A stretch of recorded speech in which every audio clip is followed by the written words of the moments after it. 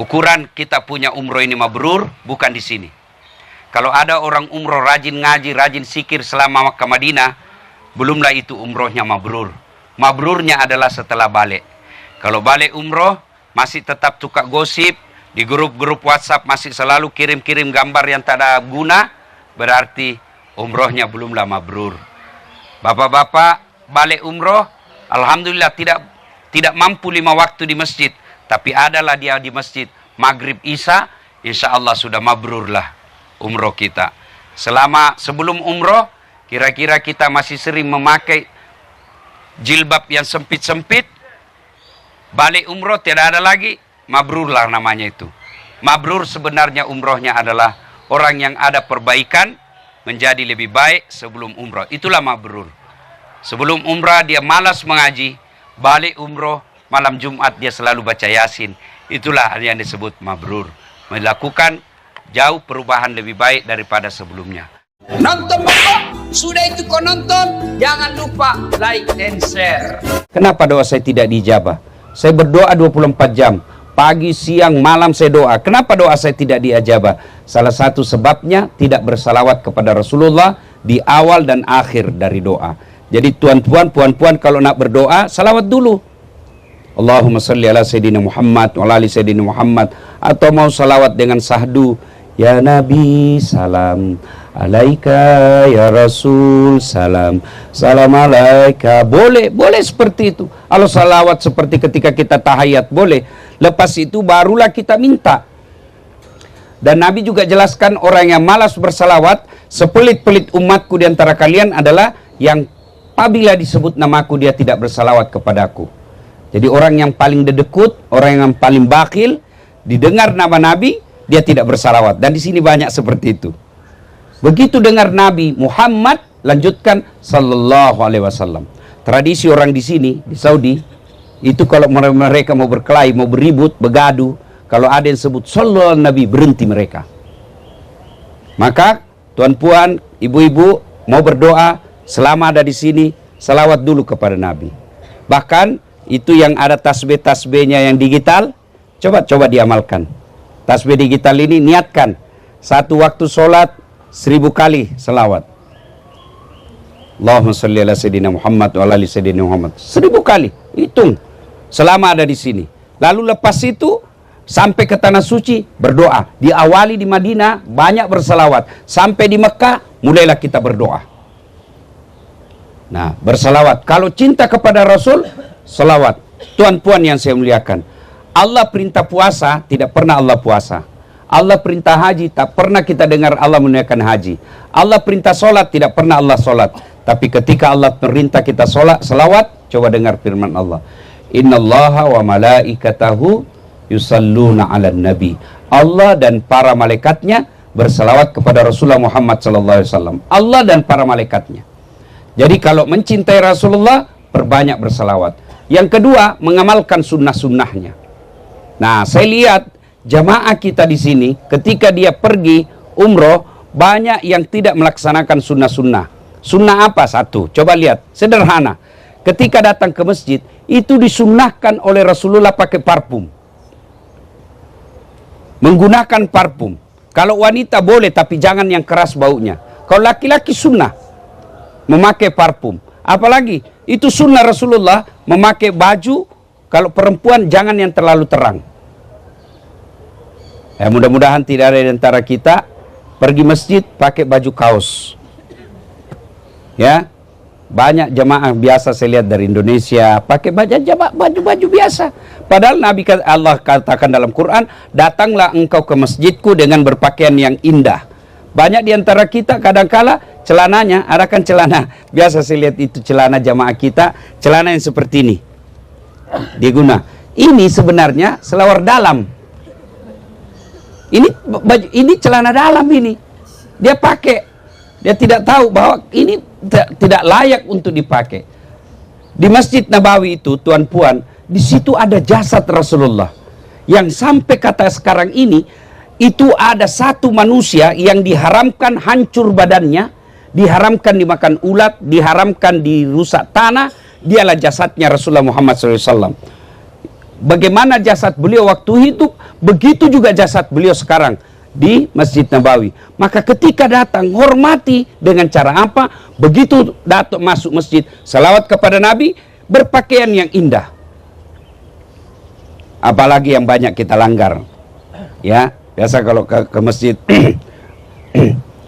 masuk ke dalam masjid, usahakan tahiyatul masjid.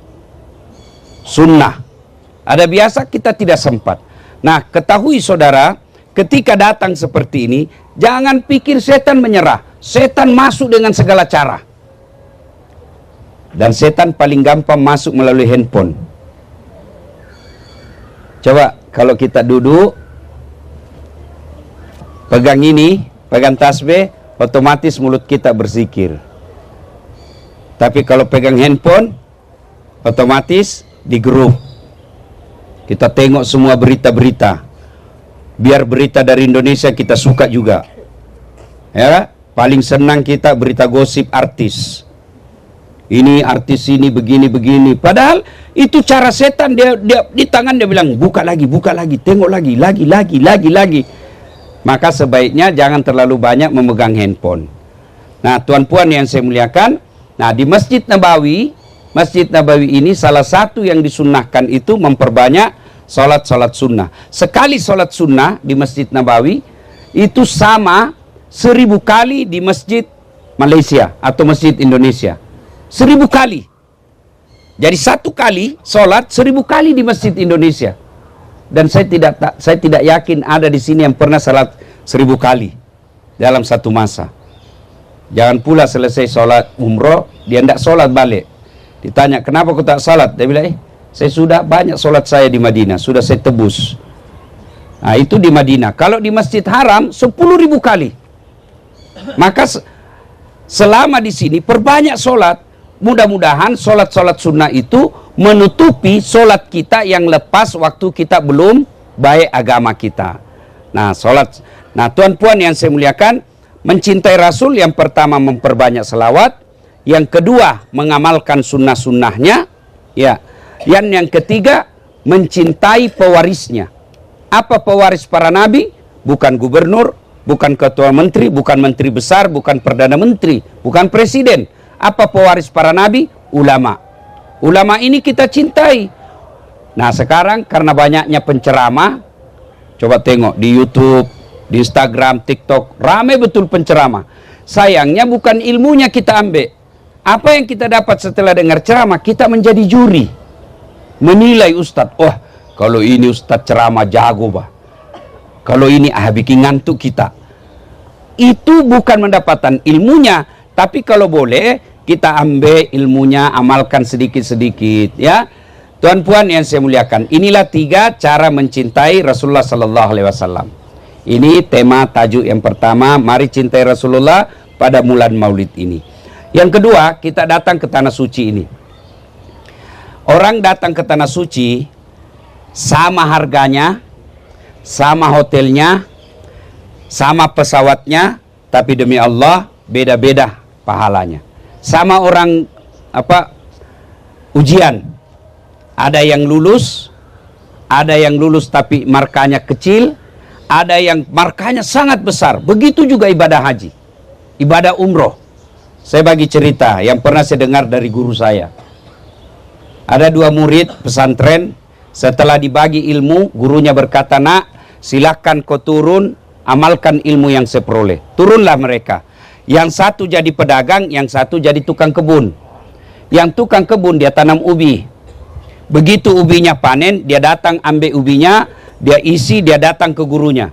Assalamualaikum guru. Waalaikumsalam. Bagaimana kabar nak?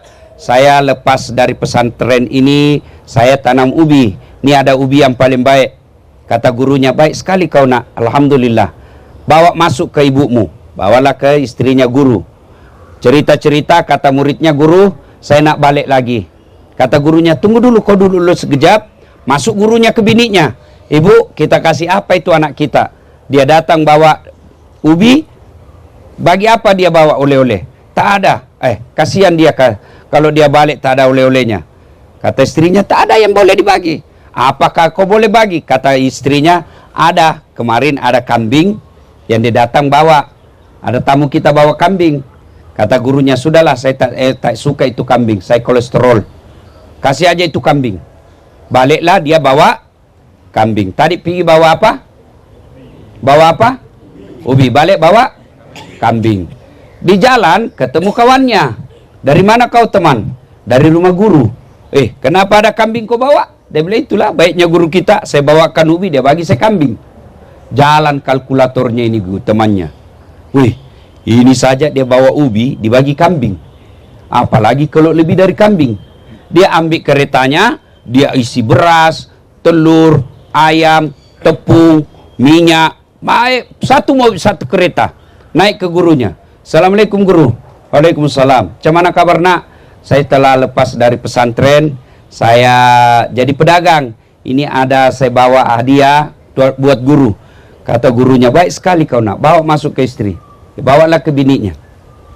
Cerita, dia bilang, guru. Lepas cerita guru, saya naik balik dulu. Kata gurunya, kau duduk dulu nak. Tunggu dulu. Masuklah gurunya. Bu, apa kita bagi ini anak kita? Baik betul, dia bawakan kita ini banyak satu kereta. Kata ibunya, istrinya, tak ada. Kau carilah apa yang boleh dia bawa. Tak ada. Kecuali itu ada ubi dia bawa kemarin temannya. Sudahlah, kalau begitu bagi aja itu ubi. Tadi bawa apa? Bawa apa? Beras, satu kereta. Balik bawa ubinya lagi kawannya. Macam ini juga kita pergi umroh. Ada yang pulang bawa beras, tepung, banyak satu kereta dia dapat. Ada juga yang pulang bawa ubi. Beginilah kita umroh. Dan ketika kita umroh, ada orang umroh betul-betul lillahi ta'ala, ada orang umroh pergi konten. Semua di-share. OTW manasik. Lepas tu OTW Nabawi. Bahkan solatnya pun dia video. Sujud video. Alhamdulillah lepas 2 rakaat. Yang begini nanti di akhirat, ya Allah mana pahalaku? Pergi umroh bersama ikhlas.com. Mana pahala saya? Malaikat cakap, ya Allah dia bohong. Dia pergi bukan lillahi ta'ala. Dia pergi umroh bukan lillahi ta'ala. Tapi dia mau update status di TikTok, Instagramnya, Facebooknya. Itulah yang kita dapat. Maka perkara ibadah, semua ibadah yang dilakukan dalam semua kitab-kitab ibadah, yang pertama dibahas sebelum sholat, haji, yang pasti dibahas pertama adalah niat. Itulah yang sering kita dengar, innamal a'malu binniat. Sesungguhnya amalmu tergantung dari niatmu. Maka luruskan niat. Tuan-puan yang saya muliakan, niat ini sangat menentukan. Maka luruskan. Kalau ada yang niat selama ini masih bukan lillahi ta'ala, maka sebelum menunaikan ibadah umroh, selalu ucapkan istighfar, lalu ya Allah, bimbing dan luruskan hati saya. Yang kedua soal umroh. Umroh ini beda dengan sholat. Ibadah umroh ini ibadah fisik. Maknanya apa Ustadz? Tanpa bacaan sah. Tuan-puan yang saya hormati, kalau puan-puan ruku, baca Al-Fatihah boleh tak? Boleh baca Al-Fatihah. Bukan tempatnya. Bukan tempatnya. Tahayat, tapi baca doa iftitah boleh tak? Tak boleh, bukan tempatnya.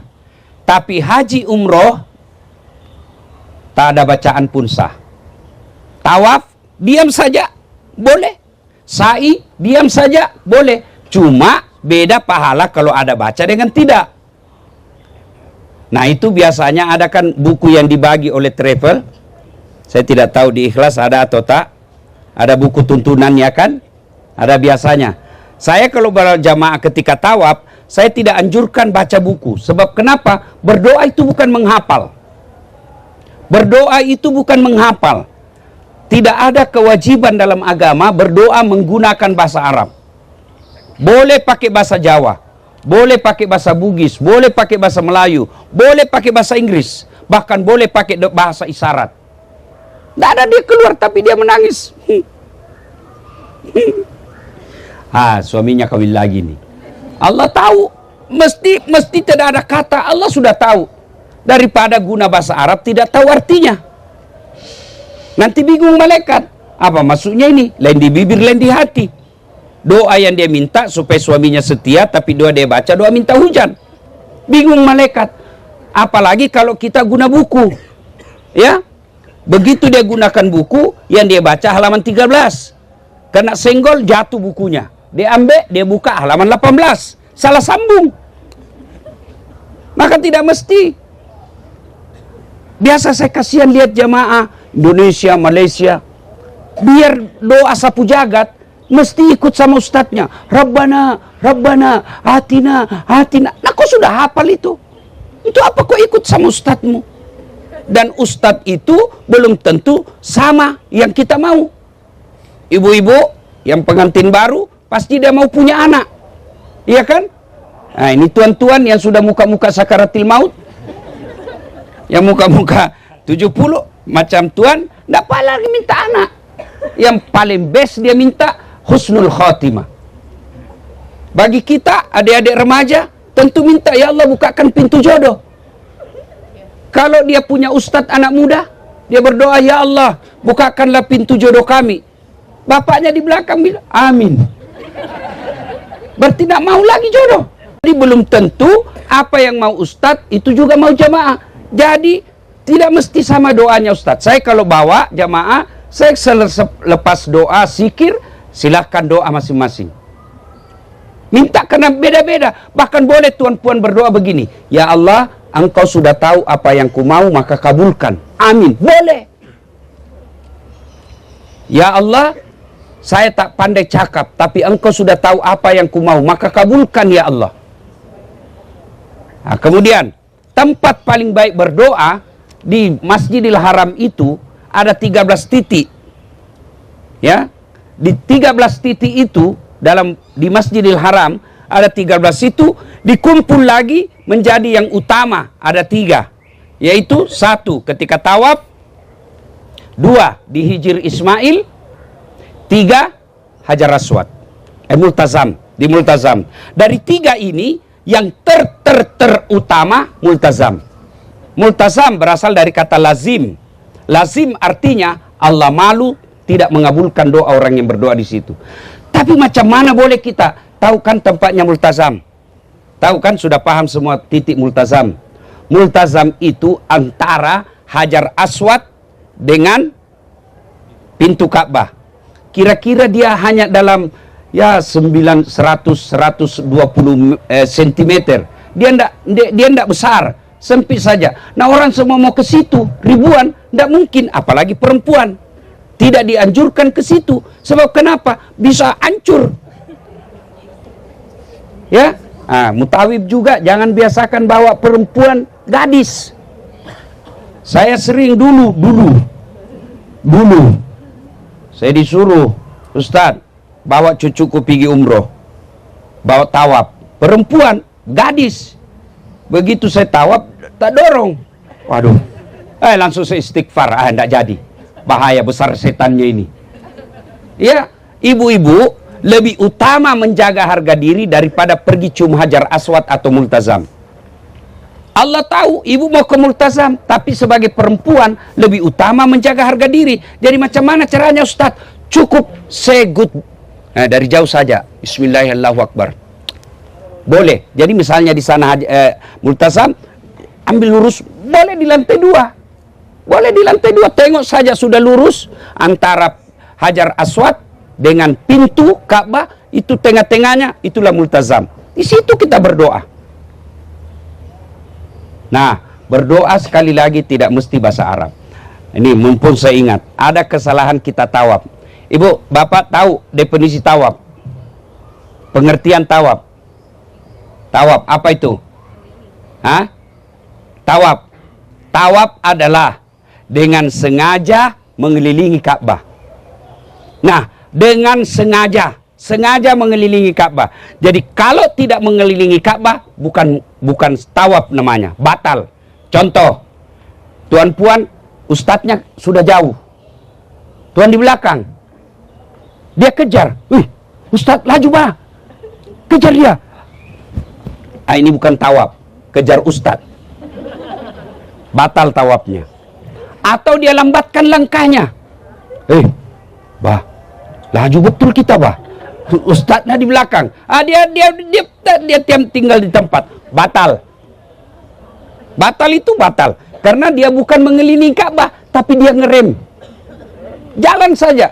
Tidak ada orang hilang di sini. Tidak ada. Tidak ada jamaah Malaysia datang dari Malaysia balik ke Turki. Tidak ada. Mesti kamu, saja bahasa Indonesianya, nyasar. Bukan hilang, nyasar. Nyasar saja dan pasti ditemukan. Jadi tak payah galau, tak payah cemas, tak payah risau. Khusyuk saja ketika tawaf. Nah, ada lagi kesalahan ketika tawaf. Dia pergi sentuh Ka'bah.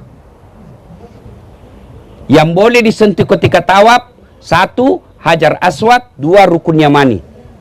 Ketika dia keliling, dia tergeser. Kena Hijir Ismail. Yang batu bengkok tuh, Hijir Ismail, dia pergi sapu-sapu. Batal. Atau dia pegang makam Ibrahim. Ketika tawaf, jangan ada perhatian lain kecuali keliling Ka'bah. Apa dibaca? Boleh ibu baca. La ilaha illallah, la ilaha illallah. Tidak ada bacaan saya hafal, itu aja. La ilaha illallah Muhammadar Rasulullah, la ilaha illallah Muhammadar Rasulullah. Itu saja baca. Maka keliling ini jangan ada perhatian lain. Biasa kalau kita pertama, mungkin ada yang baru pertama ke sini, begitu dia tawaf, semua nak dia rekam. Semua dia mau lihat. Bagusnya rekam. Dia tengok semua itu. Sampai bau keteknya pun orang. Baunya. Itu semua godaan setan. Fokus saja. Bila kita ketinggal, jamaah kita tercecer, kita ketinggal sendiri, jangan cemas. Fokus saja ibadah. Jangan takut karena tidak ada orang mati pada saat tawaf. Ya, tidak ada. Nah, dan ketika tawaf jangan mengganggu orang. Santai saja tawaf. Nah, apa bacaannya Ustadz? Kalau biasanya saya tawaf pertama, ya, putaran pertama, saya memuji Allah. Memuji-muji Allah. Subhanallah walhamdulillah wa la ilaha illallah wallahu akbar la haula wa la quwata illa billah.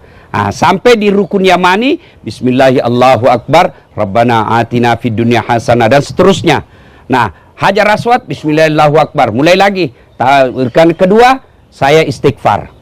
Astaghfirullahaladzim azim wa atubu ilaihi la ilaha illa anta subhanaka inni kuntu minadz zalimin.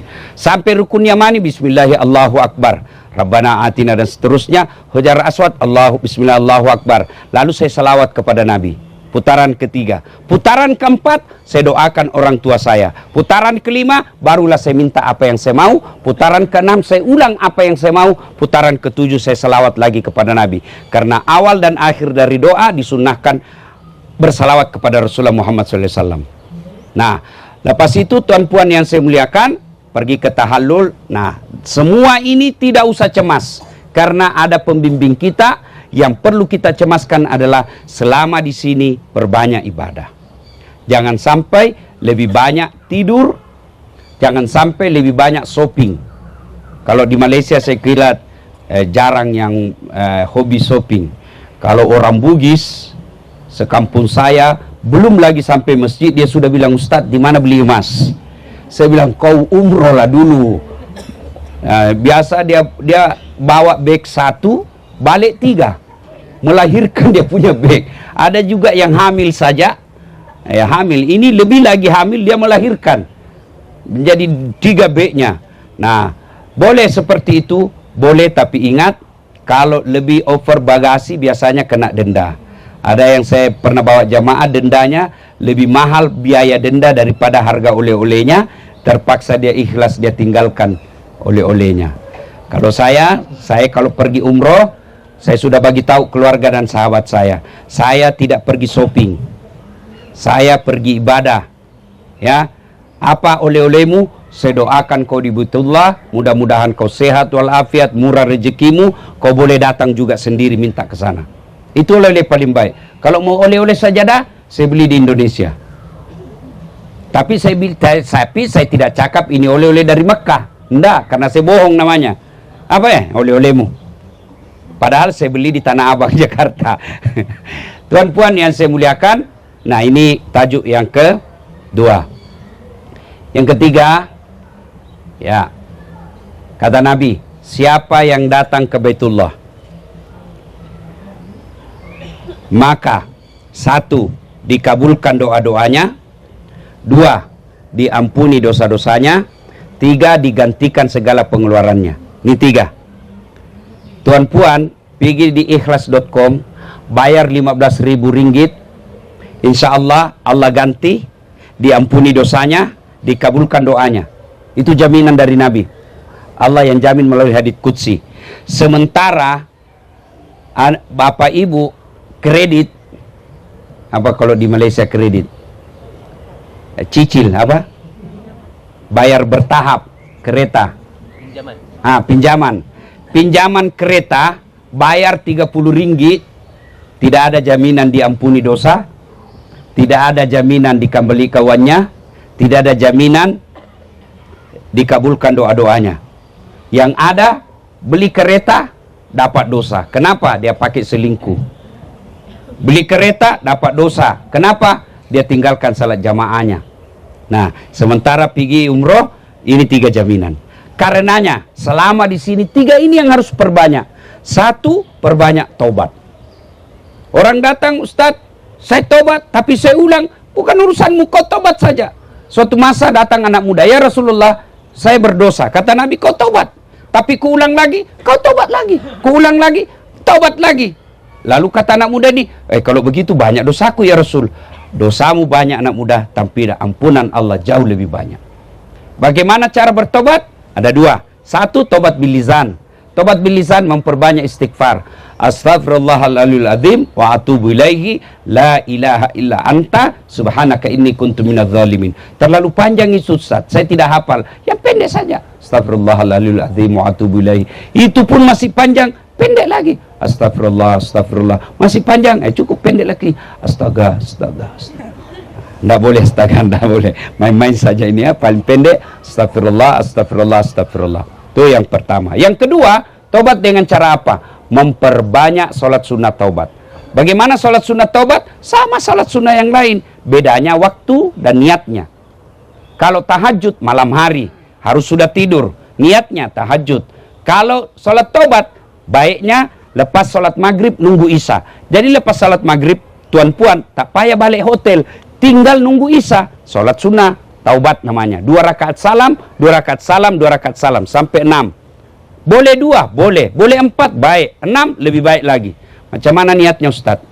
Niat itu Tuan Puan hanya ulama Melayu, Brunei, Indonesia, Malaysia yang mengajarkan usolli.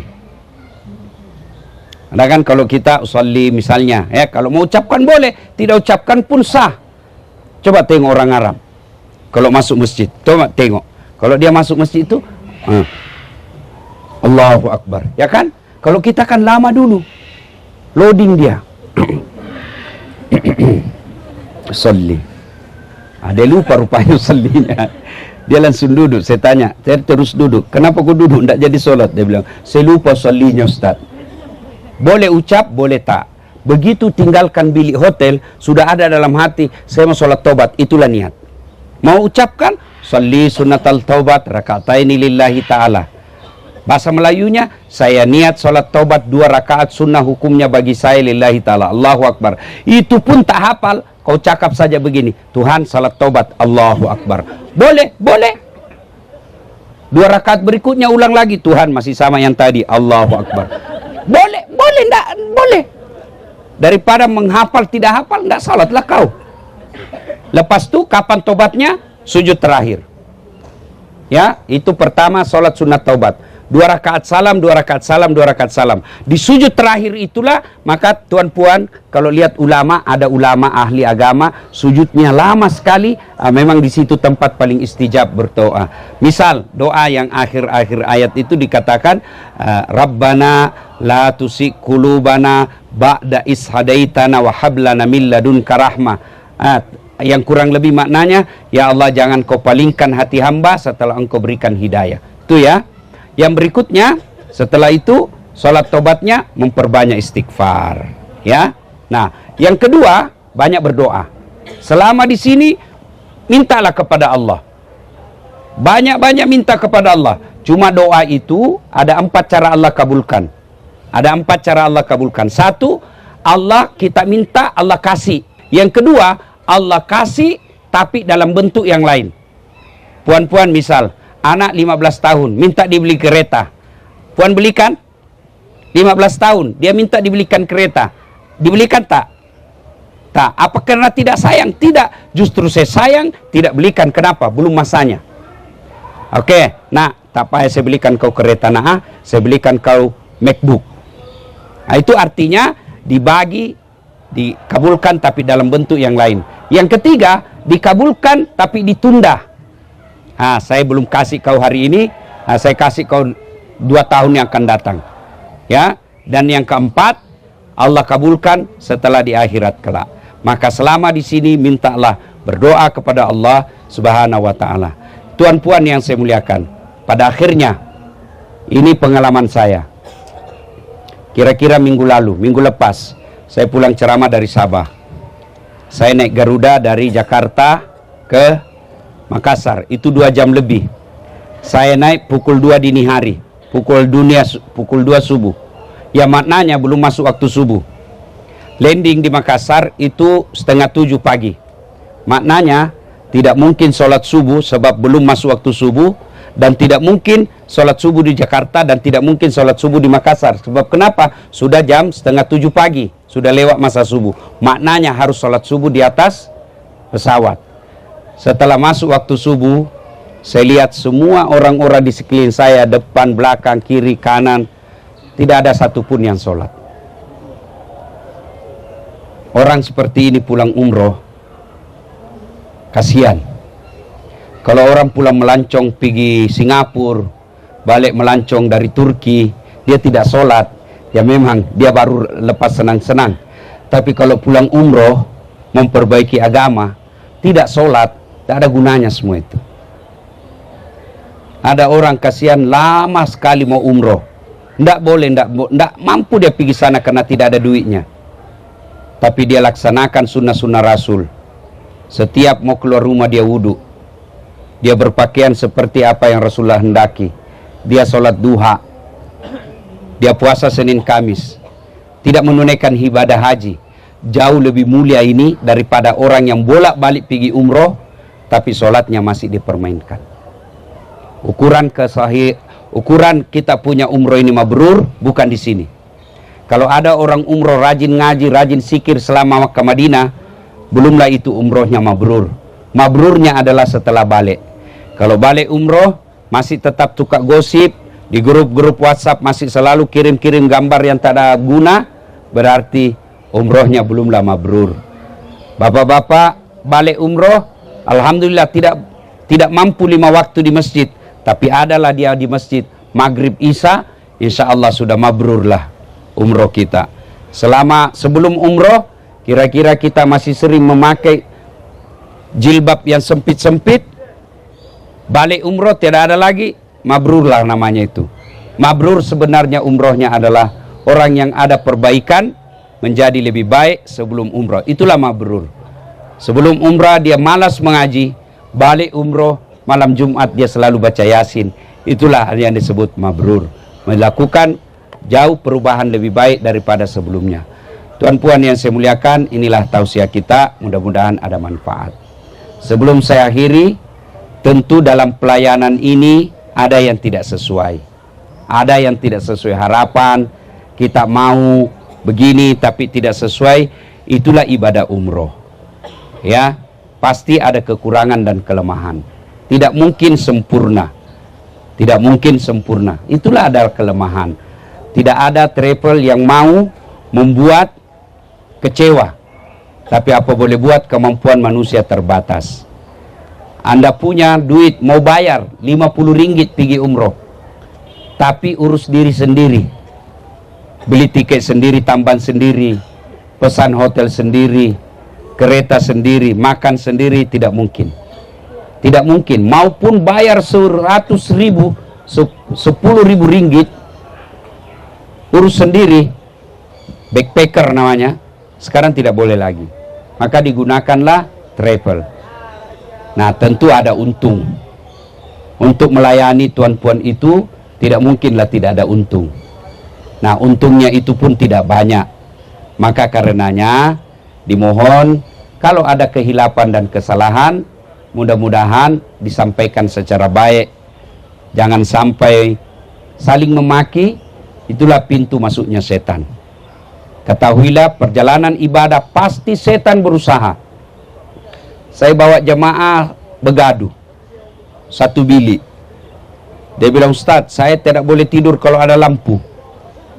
Yang satu cakap, saya tidak boleh tidur kalau mati lampu. Padam lampu, Ustadz. Bingung saya. Saya bilang, kalau gitu kau gantianlah. Padam 1 jam, nyala 1 jam. Nah, disitulah ujian kesabaran. Guna kereta pun di bus ada orang bertengkar. Macam-macam ujian orang, Pak. Satu, dia mau tengok pemandangan. Nah, itu kan tirai, horden, kan kereta. Satu nak tengok pemandangan di jalan, satu tak mau. Dia bilang, aduh silau bah. Silau, tutup itu. Satu bilang buka. Itu semua ujian kesabaran. Ada orang di kereta, selalu mau di depan duduk. Padahal dia terlambat datang. Selalu dia bilang, saya mau dan tidak. Itu semua ujian kesabaran. Tuan Puan, ingat ibadah haji, umroh. Ada ibadah haji. Kan ada itu melempar 3 jumroh. Iya kan? Masih ingat? Atau tahu kan?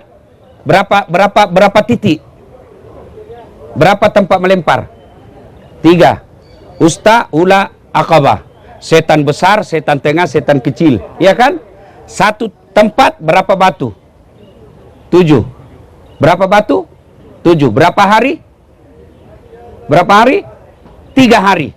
1, 7. Kali 3 berarti 21. Kali 3 hari berapa ya? Berapa? 63 batu. Kenapa mesti nak 1 hari 7 batu, 1 tugu? Kenapa tidak 1 hari saja terus lempar 63? Tak. Kenapa? Itu Allah ingin pesankan bahwa kau nak lawan setan mesti napas panjang. Mesti tahan. Hari ini kau lolos, besok belum tentu. Itulah kita dianjurkan membaca A'udzubillahi minasyaitonirrajim. Ada jemaah dari Indonesia, dia tengok itu tugu. Dia bilang, inilah yang kasih bodoh-bodoh saya ini setan selama ini. Dia ambil batu, bismillah, Allahu Akbar, dan lempar. Balik itu batu, hampir kena kepalanya. Dia tangkap itu batu, ada tulisannya, sesama setan dilarang saling melempar. Dia bilang, di sini kau lempar saya, di tanah air kita sama-sama bersahabat. Nah, mudah-mudahan kita di tempat ini semua kita jadikan setan sebagai musuh, ya. Dan setan itu bisa berupa amarah, setan itu bisa berupa ketersinggungan, setan itu berupa HP. Maka lawannya setan adalah istighfar. Supaya istighfar itu berpengaruh, ucapkan sambil mengusap dada. Ada orang tidak berpengaruh istighfarnya, astagfirullah tapi tetap marah, astagfirullah tapi tetap emosi. Itu tidak berpengaruh. Kenapa? Tidak, sebab dia ucapkan tidak ikhlas. Coba ucapkan astagfirullah sambil usap dada. Ada orang bersikir, tapi tetap gosip. Subhanallah, nggak serasi bajunya. Padahal dia ada zikir tuh. Kenapa? Karena zikirnya laju. Orang berzikir itu kan macam dia makan pisang goreng panas. Nah, itu mesti baik cara ucapannya ya. Subhanallah, subhanallah, subhanallah. Ya, Tuan Puan yang saya muliakan, ini saja mewakili dari ikhlas.com. Terima kasih atas kebersamaannya. Saya tidak tahu apakah ada sesi tanya jawab.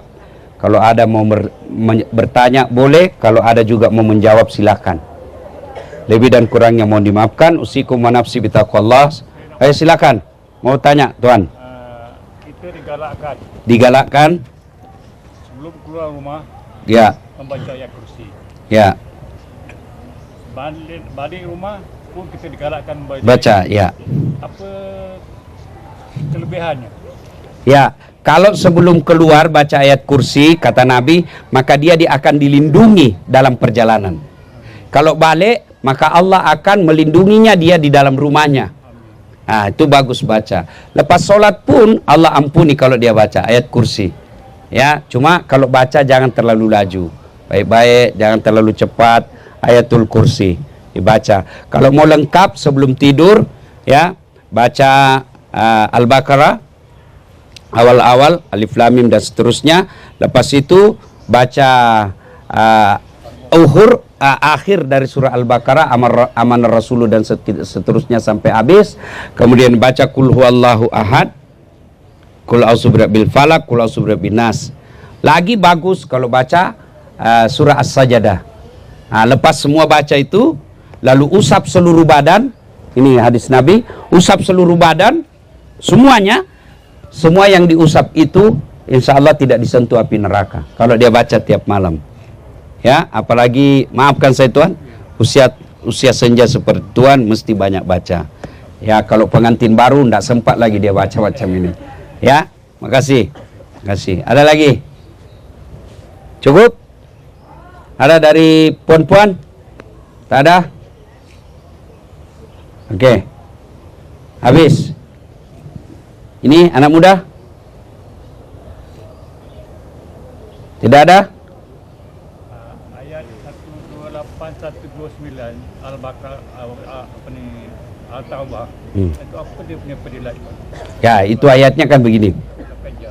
Amanar rasulu bima unsila ilahi min rabbi wal mu'minuna kul dan seterusnya. Itu dalam ayat itu yang ada di situ yang saya ucap tadi. Rabbana la tusik qulubana ba'da is hadaitana wa hab lana min ladunka rahmah. Itu salah satu permohonan perlindungan kepada Allah agar setelah kita bertobat hari ini, tobat untuk selamanya. Setelah mendapat petunjuk, jangan sampai kita sesat lagi.